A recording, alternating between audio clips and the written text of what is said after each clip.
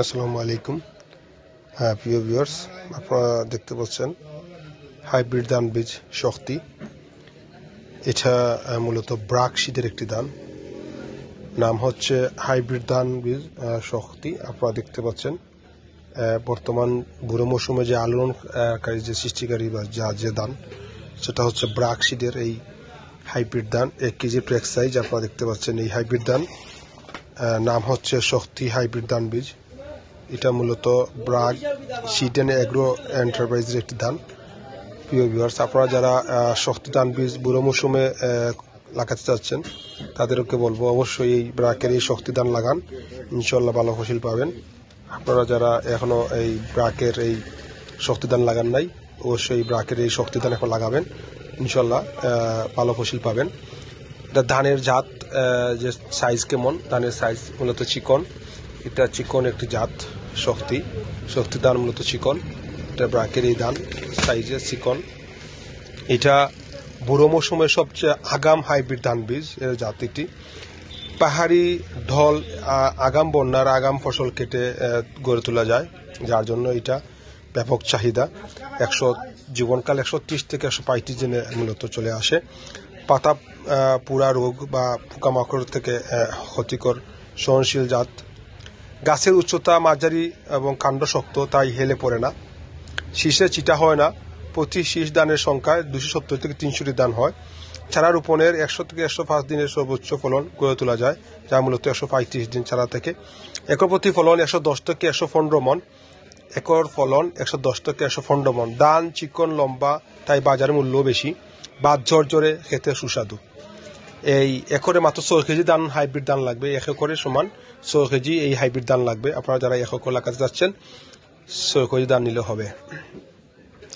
এটা প্যাকেটে কেটে, এটার বীজ শুকানো, প্যাকেট কেটে 30 মিনিট সূর্যের আলোতে শুকিয়ে এরপরে শুকনো জায়গায়, ছায়াযুক্ত জায়গায় ভালোভাবে ঠান্ডা করে নিন। পরিষ্কার এবং বীজ ভেজানো। পরিষ্কার পানিতে 3 থেকে 4 বার ভালো করে ধুয়ে 10 থেকে 12 ঘন্টা ভিজিয়ে তারপর পানিতে ফেলে দিয়ে পুনরায় পরিষ্কার পানিতে ধুয়ে আবার 10 থেকে 12 ঘন্টা ভিজিয়ে রাখুন। এবং অঙ্কুরোদ্গম বা করা বীজের বপন। ঘরের মেঝেতে ভেজা ছটের বস্তা বিছিয়ে দিয়ে তারপর 2 থেকে 3 ইঞ্চি পুরু করে পূর্বে ভেজানো বীজ ছিটিয়ে দিন। এরপর আরেকটি ভেজা ছটের বস্তা দিয়ে উক্ত বীজ সম্পূর্ণভাবে ঢেকে দিন। মাঝে মাঝে বস্তার উপরে পানি ছিটা দিন, যেন উপরের বস্তা শুকিয়ে না যায়। এভাবে 34 থেকে 48 ঘন্টা পরপর বীজের অঙ্কুরোদ্গম হবে। প্রতি শতাংশে বীজতলা 1 কেজি অঙ্কুরোদ্গম বীজ সময়ভাবে ছিটিয়ে বপন করুন।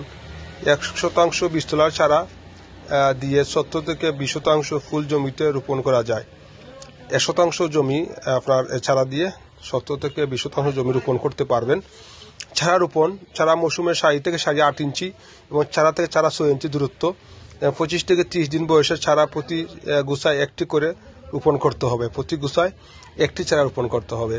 হাইব্রিড ধান যেহেতু, অবশ্যই আপনার একটি চারা রোপণ করতে হবে। সেচ ব্যবস্থাপনা হচ্ছে চারা রোপণের 10 থেকে 12 দিন জমিতে অল্প পরিমাণ পানি রাখুন। ইউরিয়া সার উপরে প্রয়োগের সময় জমিতে 1 থেকে 1.5 ইঞ্চি পানি রাখুন। কাইস্তুর আসার শুরুতে কমপক্ষে 15 দিন জমিতে 1.5 থেকে 2 ইঞ্চি পানি রাখতে হবে। যেমন কাস্তুর আওয়ার পর্যন্ত হালকা পানি রাখতে হবে। ধানের জমিতে সব সময় দাঁড়ানো পানির প্রয়োজন নেই, তবে ধান গাছ ফেলে স্বল্পতা না পড়ে, ধানের যে সমস্যা যেটা হয় যাতে শুকনাত না করে পানি রাখতে হবে। তো প্রিয় বন্ধুরা, দাম হচ্ছে মাত্র 530 টাকা। মাত্র 530 টাকা দিবে এদের ধান শক্তি ধান। ধন্যবাদ আপনার সকলকে। আসসালামু আলাইকুম রহমতুল্লাহি ওয়া বারাকাতুহু।